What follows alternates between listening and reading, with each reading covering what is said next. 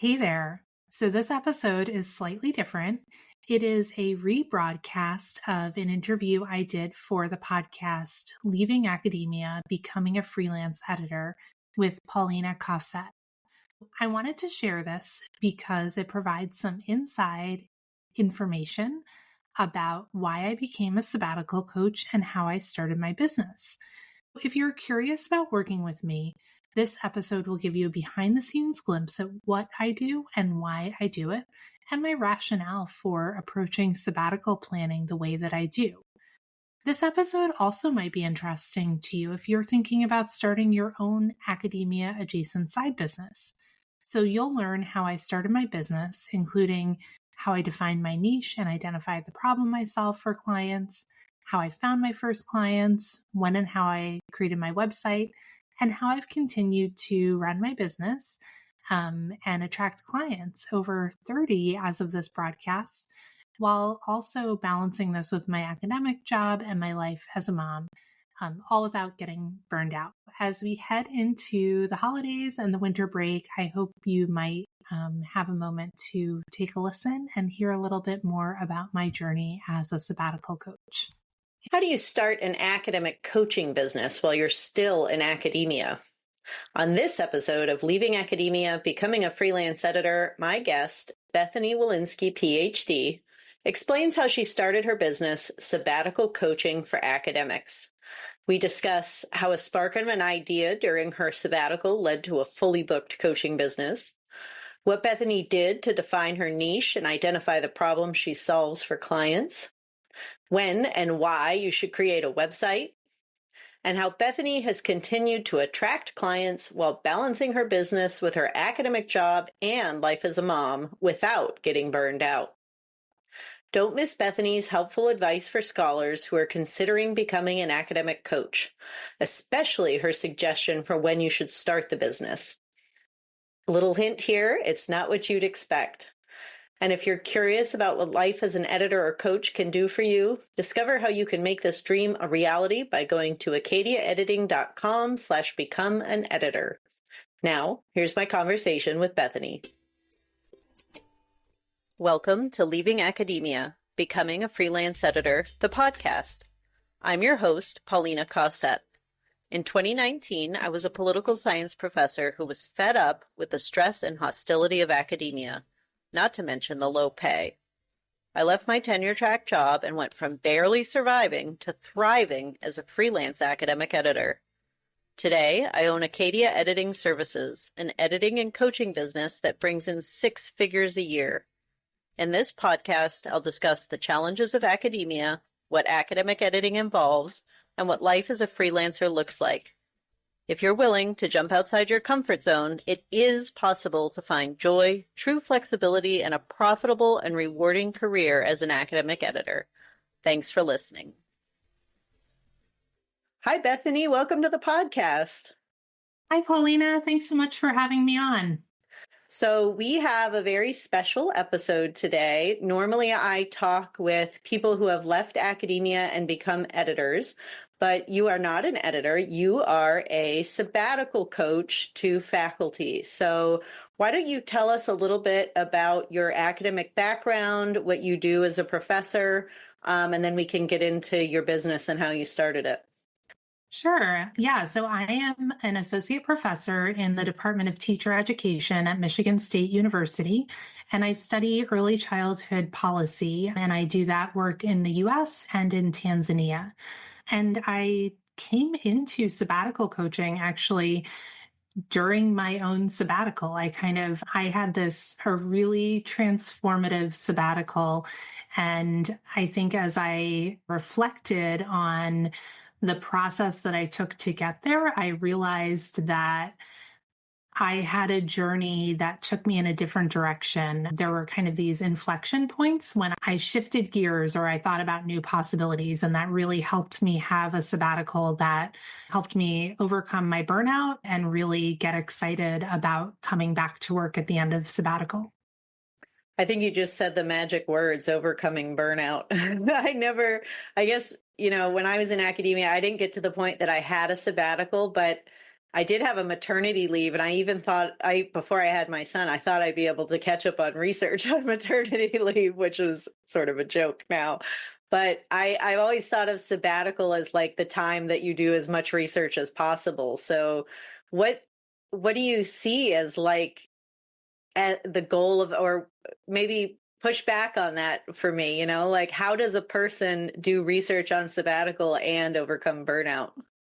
Yeah, that's a great question. I think if I hadn't taken the sabbatical that I had, I probably would have ended up leaving academia because after I got tenure, I was just exhausted. Young kids, pandemic, we had a lot of loss in our family. I was still grieving a lot, and everything felt so overwhelming. And so I am going to push back against this idea of a sabbatical being a time to get all the things done, because I actually think that there are lots of different ways to take a sabbatical. There are lots of different purposes for a sabbatical. And the most important thing, or the key to having the sabbatical that's right for you, is really identifying the purpose of your sabbatical first and then planning it from there. So I think that, your institution, what they want from your sabbatical is for you to be more productive, right? It's kind of this neoliberal university. We always need to produce more and more.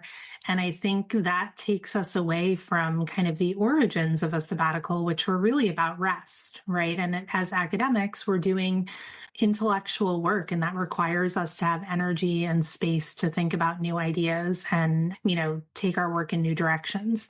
So for me, the turning point in my sabbatical journey this was when I was planning it, came when I stepped away from the plan that was what I should do, which was like starting a big new project and, doing a million things that would have kept me in that overwhelm and burnout mode. And I decided to think about what I personally needed from my sabbatical. And I realized what I needed from my sabbatical was rest and recovery. And so when I prioritized that led to a different kind of sabbatical than the one I had originally imagined, where I was kind of the good scholar, getting the Fulbright and doing the next logical thing in my career, which would have been great in a lot of ways, but I don't think it would have allowed me to come back after sabbatical with energy and enthusiasm for my job. That's a great way to look at it, that by taking time for yourself and prioritizing yourself, you're actually increasing your productivity in the long term, and certainly increasing the longevity of your academic career, because you took care of yourself and you come back better than when you left. Yeah. And so I had the privilege of taking a year-long sabbatical, which I know can be really challenging because of, most of the time you can take a semester-long sabbatical at full pay and a year-long sabbatical at half pay or some reduction in pay.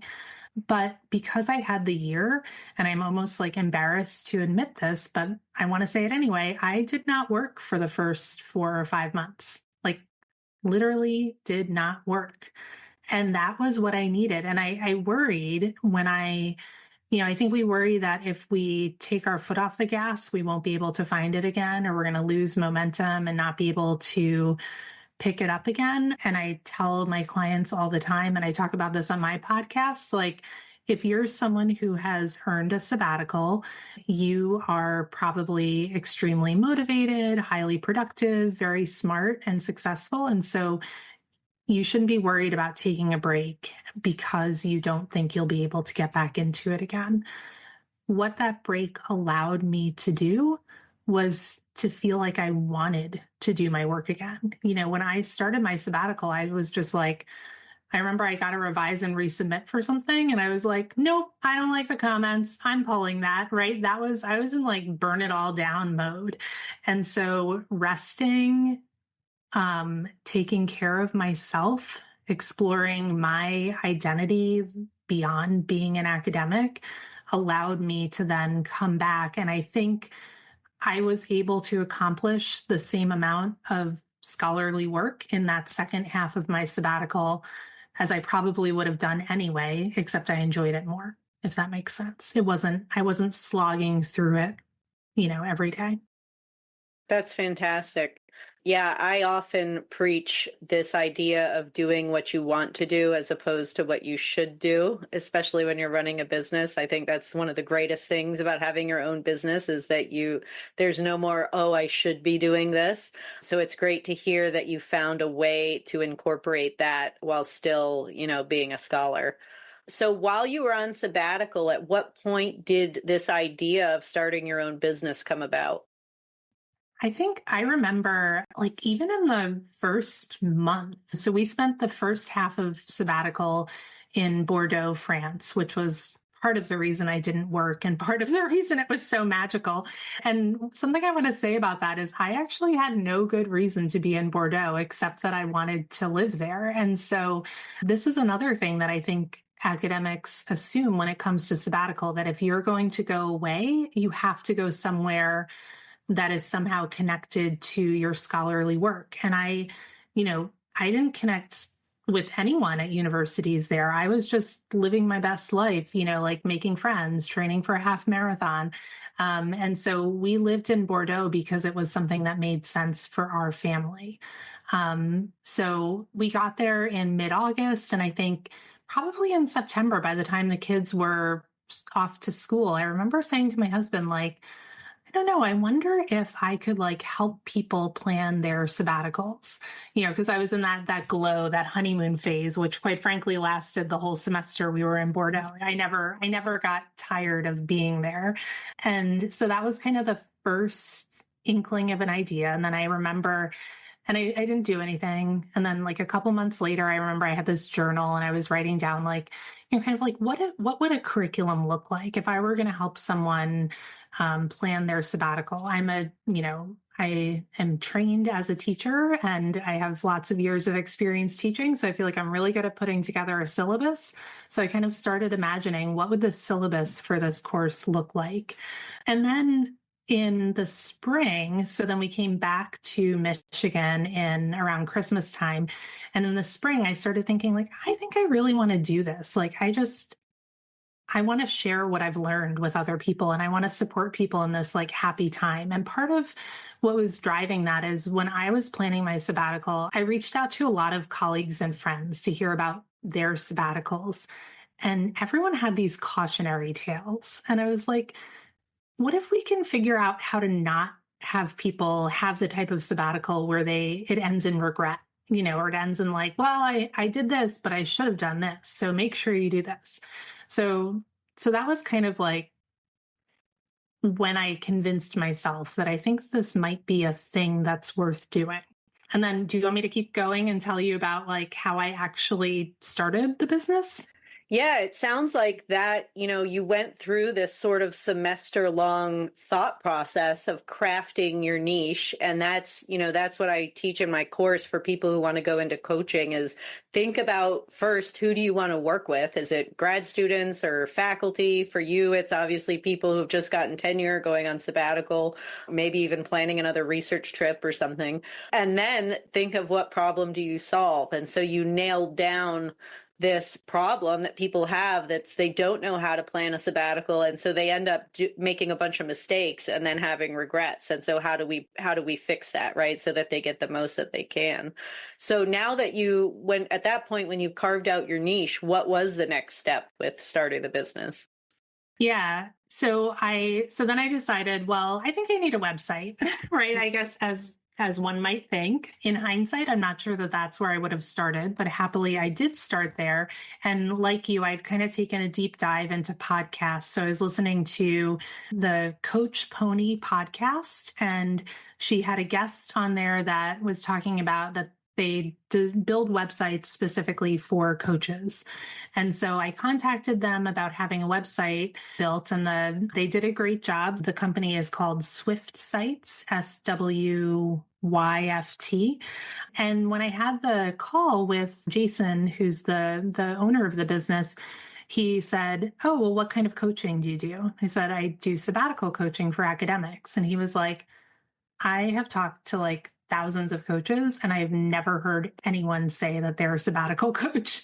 And later I had someone tell me, like, you kind of have a niche within a niche, right? Like I am so narrow. Like this is a very, how many sabbaticals do academics even get? A couple, maybe.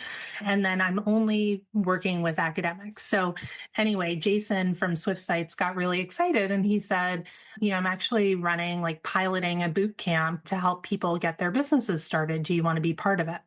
And so then that was kind of like that. I did that and that propelled me into starting my business faster and probably better than I ever could have expected because I didn't know anything about running a business or how to sell things, right? Like I'm very good at making the curriculum, but I think doing it on my own, I would have created my website and then kind of said, okay, find me. But the reality of it is most people are not looking for a sabbatical coach because until May 2024, a sabbatical coach didn't even exist. So working in that boot camp really helped me again, like I think I pretty much had my niche already, but helped me figure out the structure of what I was offering and then how to start attracting clients. So you describe it as a boot camp. Was it like an online course and coaching together, or what did that look like? Yeah, so there were video modules. And then we would meet once a week. But there was a lot of also back and forth. So you'd have an assignment linked to each module and it was kind of go at your own pace. So I was really quick. I was just like really excited about it. So I just kept like sending my stuff in and then we would go back and forth, online and then have these. And then there was also, you could at any time have like a 20-minute conversation with Jason, who was the coach. So that was really helpful. But he sent just like really personalized feedback on every step of the way. And so you kind of do all the legwork to create your signature framework. And I didn't even have my website, by the way, was not even built. So I did the boot camp and then had the website built. And that was really I think that was the right way to do it because by the time I made the website, I already knew what I was offering. If I had built the website first, I wouldn't have known my offer or, how to kind of pitch it to my ideal client. So yeah, so we worked together and like I said, it was really quick and intensive. And 3 weeks in, I had my first paying client. So that was his philosophy was really kind of build the framework, but don't kind of build out everything. Get a paying client. And then as you're going through the program with that first client, you're building things as you go along. Kind of like if you're prepping for class, like I'm teaching, I don't have all of my lectures prepped all in advance. I'm doing it on a week by week basis along with my class. That's so great to hear that because I am very guilty of being a DIYer where, I'm like super overly self-sufficient. I don't need to take a course on this. I'm just going to listen to 72 hours of podcasts and figure it out on my own, which is helpful. But you think about and for me, it comes from like a fear of spending money and needing to be frugal because I grew up needing to be frugal. And I've learned, though, since I have become more successful, that if you spend a little bit of money, you make progress so much faster. It is so much easier to have somebody show you do X, Y, Z, and you get this result. If somebody has a proven method that works for them and for other people, you just follow their steps and you put it all together. And like you said, you had your first client in 3 weeks, which is amazing. And you probably made the money back on the course in no time at all. And so it's a little bit of an upfront investment, but it can pay dividends later on. So that's great to hear. So how did you go on from there? You have this client. How much longer was the program? Yeah, so that's a good question. I don't actually know because then I feel like once I started having clients, things were kind of cruising. I was relying less on the program and more just kind of doing the work with clients. But I think so the strategy that we used to get clients I thought was really interesting. So what I did is I did research calls with basically I thought of anyone I knew who might have insight into taking or planning a sabbatical. So I have this list, like a Google Doc with, I don't know, 40 or 50 academic colleagues who I thought of. And I emailed them all and I said, hey, I'm starting this business where I help academics plan their life-changing sabbatical. And I know, and then I would tailor it a little bit. I had one version that was like, I know you've taken sabbaticals in the past. Would you be willing to hop on Zoom with me for 30 minutes and tell me about your experience? And then with folks who I thought might be planning a sabbatical, but I didn't know, I'd say like, could I talk to you about what it's been like to plan your sabbatical and hear about, any challenges you're facing? So this did two things. It helped me learn, like it was basically market research. And so I learned so much that helped me again, like shape the contours of my course. Like one of the things that I initially had in my course was like supporting people in writing their sabbatical application. And then as I was having these conversations, I was thinking, that is it really is so institution and department dependent that I don't think that's really a service.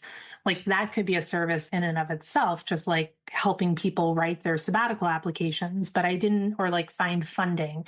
I just realized like those didn't need to be key elements of my program. So those calls really helped. And it was also fun because these were people that I was friends with or, knew from conferences or whatever. And everyone likes to talk about their experience. So I got to learn a lot more about my colleagues and about kind of like gain this deeper understanding of sabbaticals across different institutions and disciplines.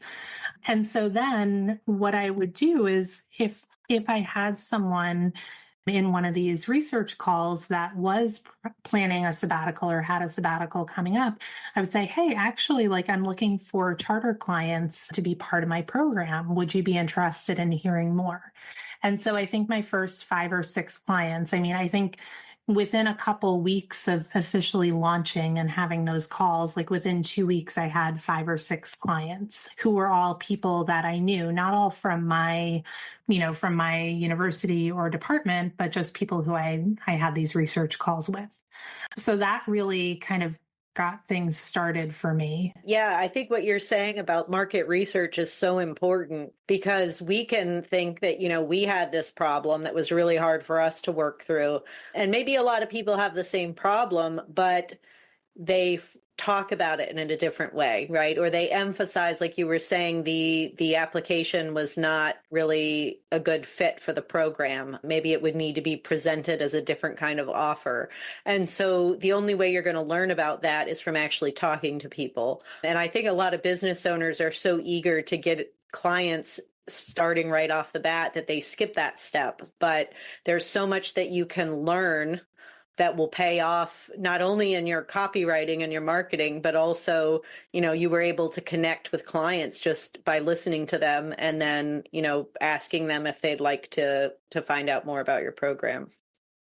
Yeah. And I think it helped me understand kind of the range of experiences. So not everyone, I think I do attract clients like me who are just totally burned out and overwhelmed, but I also have people who'll say, I'm actually not burned out. I just need to figure out how do I make the most of this time? Like that's really been weighing on me.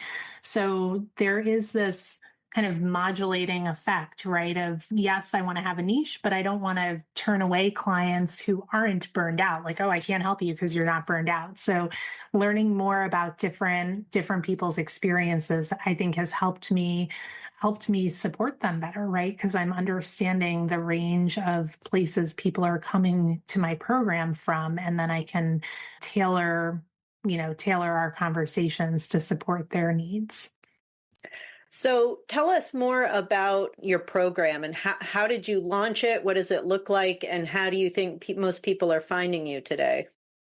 Yeah. So I'll start with how are people finding me? I actually think through Facebook, which I know people are thinking about leaving Facebook. And I was not a Facebook user before this, but I think there's something when you listen to those podcasts about business, people will talk about meeting your clients where they're at. And there are some really active academic moms Facebook groups.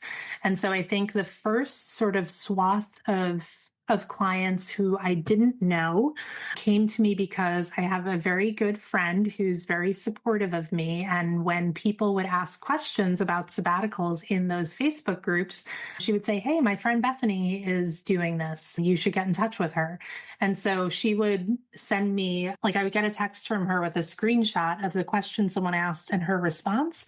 And I remember this, the first time this happened, it was 9:30 p.m. And by the time I woke up the next morning, I had 5 discovery calls booked with me. I was just like, oh my goodness, how is this? This is actually happening. This is a thing. So that was really exciting. And so that's a lot. It's just, people like you who I'm connected to, other fellow academic mom business owners who will comment on Facebook posts. I have some clients who have written posts in different academic moms Facebook groups just about their experience with me, and that's led to an uptick in interest. So I think that's how people are finding me. I've had a couple people find me on Reddit because I've responded to some things, and I think Reddit must be high in the Google algorithm. But again, I don't think most people are searching for a sabbatical coach, so I'm really relying on word of mouth and recommendations from people who know about me or have worked with me. Yeah, I want to highlight that because I think a lot of academics who are thinking of either starting a side hustle or leaving academia and going into business, I think they feel a lot of shame about doing that, or there's what are people going to think of me if they find out I have a business or something? It feels like academia is understandably and rightfully anti-capitalist, but it shouldn't extend to people like us who are starting businesses, because we enjoy it or we like the extra money or whatever our reasoning is. And so I want to highlight that you've had so many other fellow academics be supportive of this, and that people should not be afraid of, what people are going to think. Because if somebody doesn't like you because you've started a business that makes you happy, then the problem is them, not you. Yeah, and I think there's a little bit, it felt very vulnerable to kind of tell people what I was doing. And I think in part because I worried that people would say, what does Bethany know about sabbaticals? What gives her the credibility to do this? Or I do think I think sometimes it's a little jealousy, right? Some people might think, oh, wow, that's a big risk. And I wish that I could do that. Right. So I just try to remember that. I mean, now that I've worked with a number of clients, I have, 2 clients who have done the program and have completed their sabbatical. I have 6 clients who are currently on sabbatical, and then 7 or 8 more that I'm working with or coming up. And so I have so many examples of the impact that I'm making with people. And so I just remind myself of that. And I also remind myself that sometimes the people who might accept it the least are the people kind of closest to you in your department or institution, right? And so that's where I find it and I do have many colleagues who are very supportive of it, but I do think in some ways it's easier to work with people who are outside of your institution who don't know you in your academic capacity already. Yeah, and there's a quote from Amy Porterfield, who's the big online course guru, who says the people who leave nasty comments on your YouTube videos or whatever are not running their own businesses. The people who give negative feedback are not doing it, because if you are running your own business and you are succeeding, you don't have time to go around leaving nasty comments or something. So what exactly does your program look like when you have a discovery call and somebody enrolls? What happens then? Yeah, great. Yep. So I always do discovery calls because I want to make sure that it's a good fit. So you kind of can't sign up for the program just by clicking a button on my website. I want to make sure that that we're a good match and that, quite frankly, that we like each other, right? Because my program involves a number of one-on-one sessions. So a big part of it is building that personal relationship. So what I offer is a comprehensive program that walks you through the process of planning your sabbatical, provides support while you're on sabbatical, and then also provides a roadmap for reentry after sabbatical, which can be a challenging transition that I think people don't really talk about. Most of the work happens pre-sabbatical. So I have, a course platform that I use, and each week there are 7 modules. So each week there is sort of a short video lesson and then some activities to complete. And then we do a one-on-one coaching session. So for that kind of first part of planning the sabbatical, there are 7 modules and there are 6 one-on-one sessions. Then when folks are on their sabbatical, I check in with them 3 times with prompts for reflection and course correction. Because I think, again, you can have this amazing, beautiful plan, and then life inevitably happens. The kids get sick, a family member gets sick, you don't get the grant you thought you would get, so many things. And so as important as it is to have a plan, we also have to be able to pivot, right? And I really encourage my clients to reflect as they go along so that if you need to pivot, you do it before, you don't get to the end of your sabbatical and you're like, oh man, that didn't go as I thought it would. And I wish I had done this. So I check in consistently. And then while they're on sabbatical, my clients can have access to me for one-on-one coaching session. And then towards the end of sabbatical, I have a reentry playbook that I share with my clients. And we can also have another one-on-one session, either right before they come back or during their first semester back, to help them navigate reentry. Because what we really want to avoid is kind of, you have this amazing sabbatical and then you go back to work and you hop right back on the hamster wheel and, get back into the cycle of burnout and overwhelm. So we talk a lot, even in the planning process, about what are the things you want to put in place during your sabbatical, new habits, sort of like self-care, wellness, the ways you relate to people in your life, boundaries that you set. How can you put those in place during your sabbatical? And then most importantly, how do you carry those forward into your post-sabbatical life? That's amazing. What a comprehensive and holistic approach, like you're not just helping people get a visa and figure out where to live or how to plan their research. You're really helping them reevaluate their approach to scholarship and academia and their lives, and you're there for them the whole way. So that is an amazing, amazing support that you're giving to them. Yeah. And what's so interesting is when I started my business, so the one thing I told my husband I wanted to do this, and he's like, so I have like permanent wanderlust. I always want to travel. And my husband was like, the only thing is you're going to want to go on everyone's sabbaticals. Like, how are you going to manage that? What has been so interesting to me is actually most of the clients I've worked with so far are doing their sabbatical at home.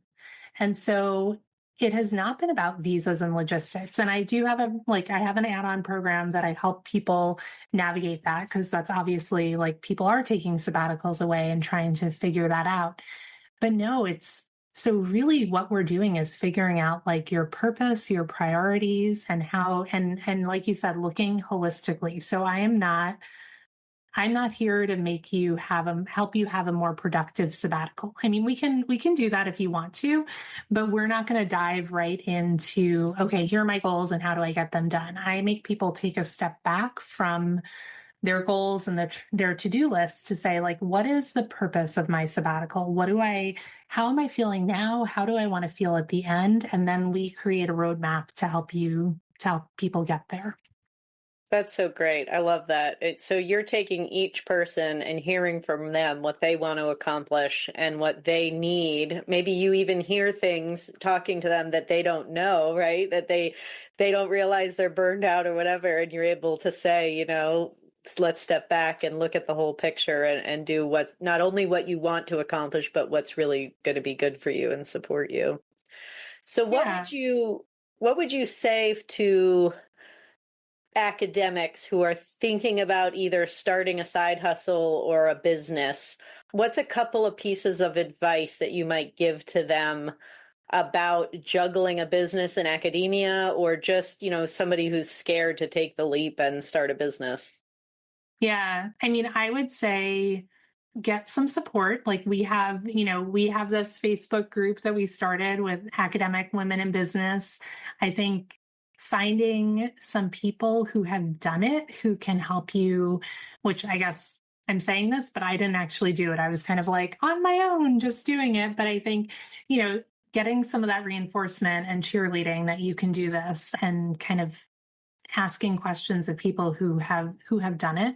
The other thing I would say is like kind of starting before you're ready. And I think sometimes we think about the process of starting a business backward. Like I was saying, you think, oh, I need a website in order to start. I do think a website is important, and I quickly had to have one because I think that gave me more credibility.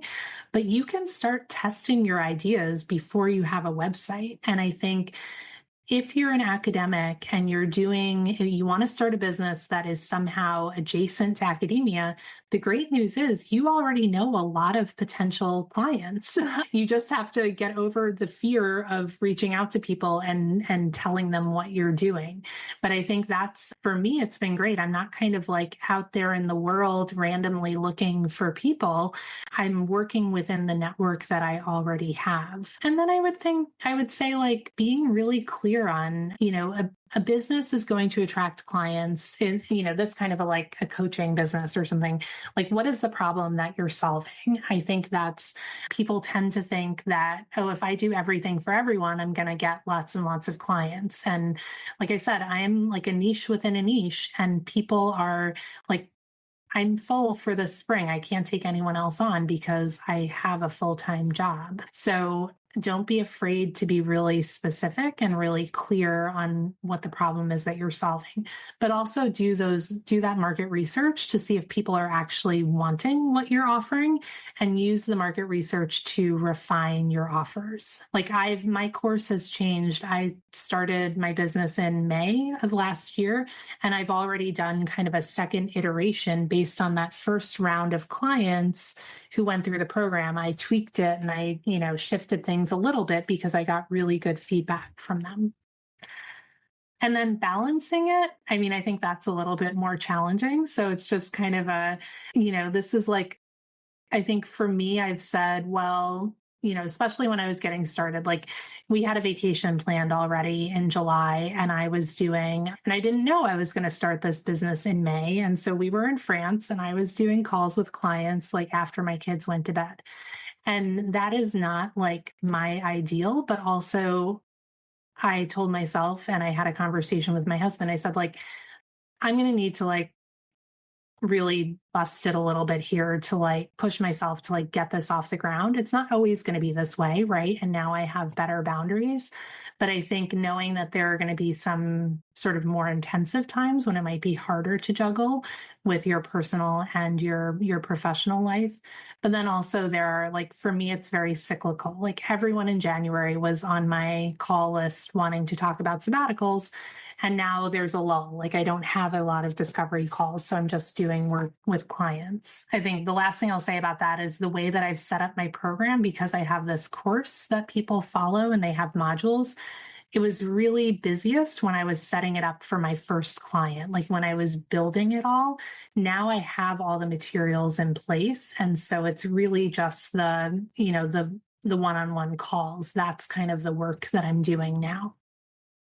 Yeah, I agree with that. I was definitely busiest when I was first writing and recording all my videos and modules and stuff. But it's like, that's like new course prep, right? The first time you teach a course, it's the hardest.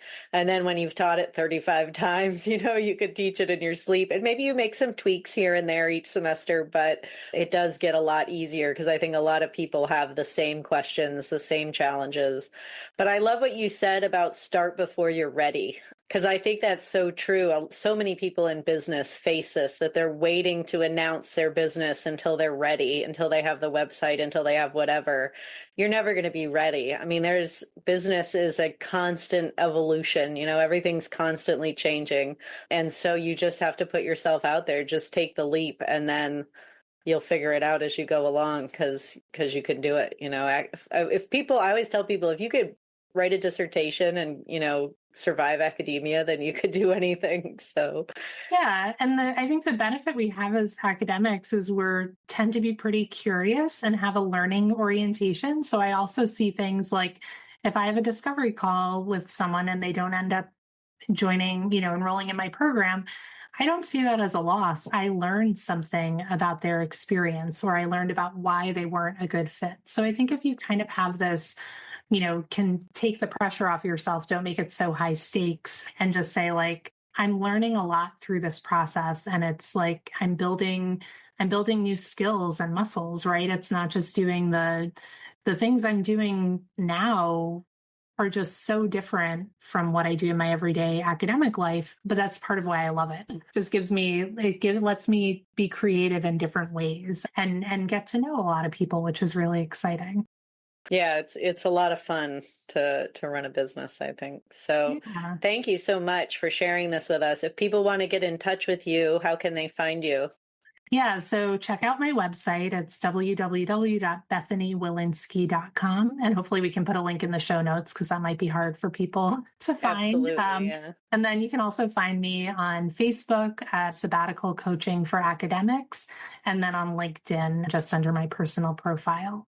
Great. And I love to talk about sabbaticals. So just like, we just recorded a podcast with you about your academic editing business, and you said you're happy to talk to anyone who's thinking about leaving academia. I just love talking about sabbaticals. So even if you don't think you want to join my program, but you just want to talk about sabbaticals, please get in touch. I'd love to chat. That's great. Thanks so much, Bethany. Thanks, Paulina.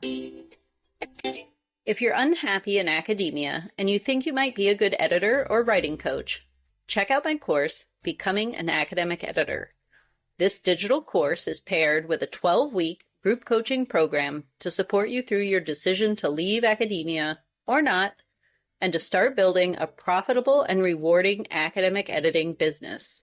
Learn more by going to acadiaediting.com/become an editor. Thanks again for listening. I'll see you next time.